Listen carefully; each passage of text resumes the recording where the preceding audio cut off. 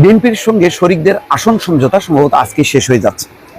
সর্বশেষ যে খবর অনলাইনে দেখা গেল যে, যেমন ধরেন এই খবরে বলা হচ্ছে নূর ও রাশেদের জন্য যে দুটি আসন ছাড়লো বিএনপি, এই শিরোনামে দেখা যাচ্ছে যে আজকেই ব্রিফিংয়ের মাধ্যমে নুরুল হক নূর এবং সাধারণ সম্পাদক রাশেদ খানকে দুটি আসন দিয়েছে।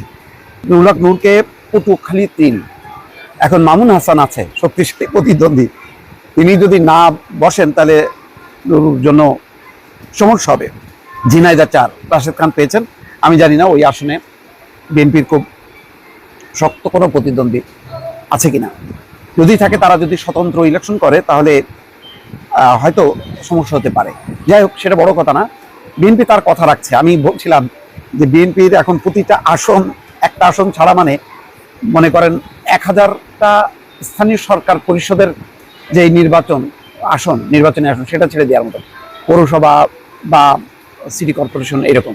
কারণ এটা ক্ষমতার, একটা আসনের জন্য ক্ষমতা এদিক সেদিক হয়ে যেতে পারে। যাই হোক, তারপরও এখন বিএনপির কিছু করণীয় নেই, কারণ যেহেতু জাতীয় সরকার করবে আর গণতান্ত্রিক জাতীয়তাবাদী শক্তিকে ঐক্যবদ্ধ করতে চায় বিএনপি, সেই কারণে তাকে এই ঝুঁকি নিতে হবে। ঢাকা ১২ বিপ্লবী ওয়ার্কার্স পার্টি সাইফুল হক, এটাও আমি জানি না কি হবে শেষ পর্যন্ত। সেখানে শক্তিশালী প্রার্থী বিএনপির নীরব, তার যে সাংগঠনিক অবস্থান, সেই অবস্থানকে উপেক্ষা করে হবে কিনা জানি না, হচ্ছে মানে মোটামুটি যেই খবরগুলো প্রকাশ হয়েছে। বগুড়া ২ নাগরিক ঐক্যের মাহমুদুর রহমান মান্না, তিনি, সেক্ষেত্রেও বিএনপি সেখানে ঐক্যবদ্ধ হওয়ার দরকার, নতুবা জামাতের হাতে চলে যেতে পারে আসনটি বলে অনেকে আশঙ্কা করছে। পটুয়াখালী ৩ গণ অধিকার পরিষদের নুরুল হক নূর, ঝিনাইদহ ৪ গণ অধিকার পরিষদের রাশেদ খান, আগেই বলেছি। ব্রাহ্মণবাড়িয়া ৬ আসনে জুনায়েদ সাকিব, পিরোজপুর ১ আসনে জাতীয় পার্টির মোস্তফা জামাল হায়দার, যশোর ৫ আসনে মুফতি রশিদ বিন ওয়াক্কাস, আর লিবারেল ডেমোক্রেটিক পার্টির মহাসচিব বীর মুক্তিযোদ্ধা ডক্টর রেদওয়ান আহমেদ কুমিল্লা ৭ আসন প্রার্থী হবেন বলে ঘোষণা দিয়েছেন। তো রেদওয়ান আহমেদ জয়েন করেছেন ধানের শীষ প্রতীক নিয়ে, তিনি লড়বেন। এর আগে লিবারেল ডেমোক্রেটিক পার্টির আর একটা অংশের প্রধান সাদাত হোসেন সেলিম, তিনিও লক্ষ্মীপুর ১ আসন থেকে লড়বেন।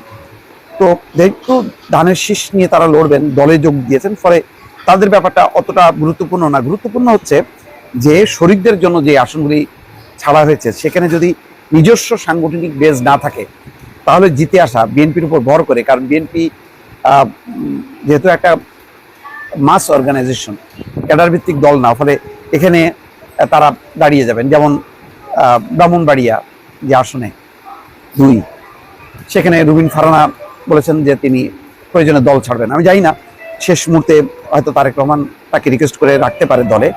আমিও মনে করি যে রুবিনের পাওয়া উচিত ছিল, কিন্তু আবার এমনটাও হয়তো ঠিক হবে না যে এরকম একটা গুরুত্বপূর্ণ অবস্থান থেকে দল ছেড়ে দেয়া, কারণ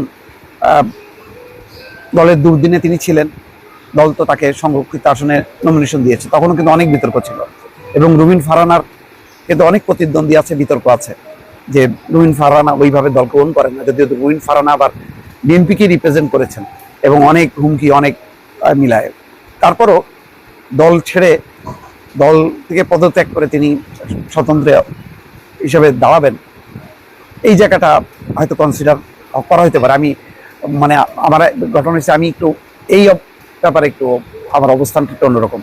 রুবিন ফারহানাকে অবশ্যই চাই বিএনপির প্রার্থী হিসেবে, কিন্তু আবার কোনো কারণে নমিনেশন না দিলে দল ছাড়ুক রুবিন ফারহানা, এটাও চাই না। এইরকম একটা দ্বন্দ্বের মধ্যে আমি আছি। শুভকামনা রুবিন ফারহানার জন্য, এবং সবচেয়ে বড় শুভকামনা বিএনপির জন্য, বিএনপি যাতে রুবিন ফারহানাকে না হারায়। আশা করি তারেক রহমান এসে বিষয়টা মিটপাট করবেন, দলকে ঐক্যবদ্ধ করেন। শুধু দলকে না, পুরো জাতীয়তাবাদী গণতান্ত্রিক শক্তি এখন যদি তারেক রহমানের পেছনে না দাঁড়ায় তাহলে কিন্তু মহাবিপদ। কারণ গত কয়েকদিনের তাণ্ডব, ১ বছরের যে মব সন্ত্রাস, সেখান থেকে বাঁচতে গেলে একটা শক্তিকে বেছে নিতে হবে এবং তার পেছনে ঐক্যবদ্ধ হতে হবে। এর ব্যত্যয় ঘটলে কিন্তু বিপদ, মহাবিপদ। আমি বলছি যে মহাবিপদ সংকেত সামনে। ভালো থাকবেন, আল্লাহ হাফেজ।